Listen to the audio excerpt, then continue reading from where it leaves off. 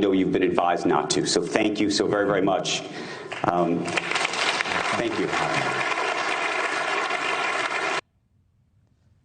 The bravery there.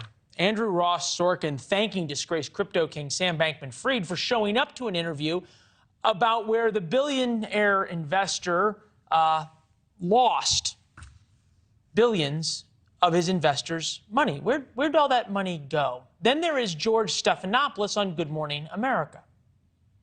He was at the top of the cryptocurrency world. 30-year-old billionaire Sam Bankman-Fried. I can't imagine what it feels like to go from $20 billion to $100,000. Yeah, I mean, it's been a really humbling fall in a lot of ways.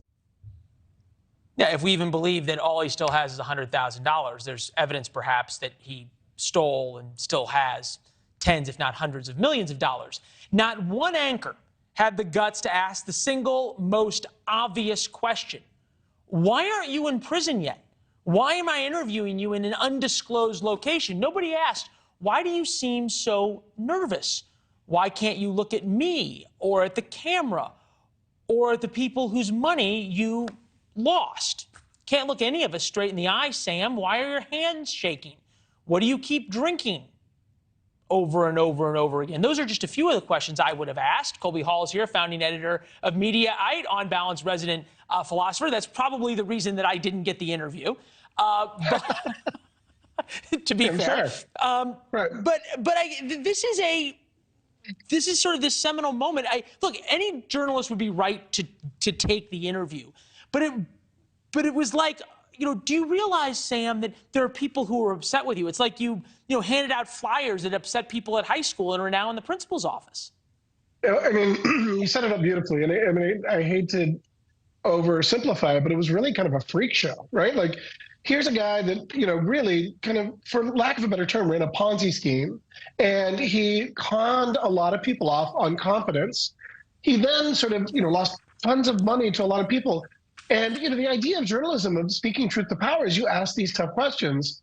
And so many of these people treated him like a celebrity. It's like I saw you on the cover of a magazine, so I'm going to fawn over you, rather than ask really, really tough questions. And, this kid, I don't want to diagnose him, but like he seems somewhat neuroatypical, a little bit off, and just the body language throughout that Stephanopoulos interview, he kept looking down in a way that, I was a psych major, but when someone looks down while they're talking and answering, it's a pretty good indication that they're not fully confident in their answers. So those guys did not paint themselves in glory, as you would say, in speaking truth to power and asking really tough questions of a guy who really should be asked very, very tough questions.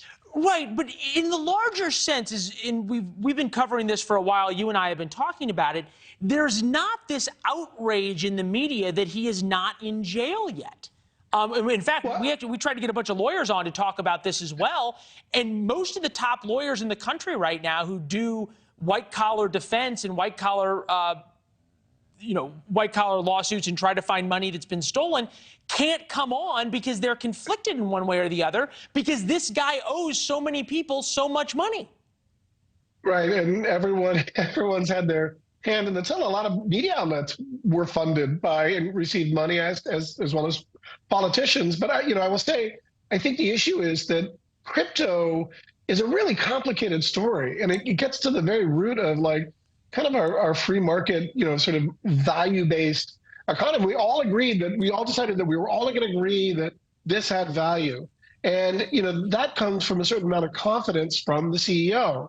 And once we realized that the CEO of this exchange, FTX, was sort of a nutter and perhaps like a criminal or a theft, all of that confidence and value went away. And, are there regulations that he broke? And one of the great things about crypto is that it's sort of deregulated, right? So it's way beyond my pay range to tell you. No, it's a fair point. Just people don't seem to be asking the question. We're working on finding some lawyers who can come on and explain just that to us. But the lack of outrage is stunning. But to be fair, Jim Craner of CNBC did have a little bit of outrage this morning. Take a listen. Well, one's just a total con artist. Disgusting. Makes me sick. Thanks for watching. Go to newsnationnow.com to find News Nation on your television provider. And don't forget to subscribe. Click the red button to get more of News Nation's fact-driven, unbiased coverage.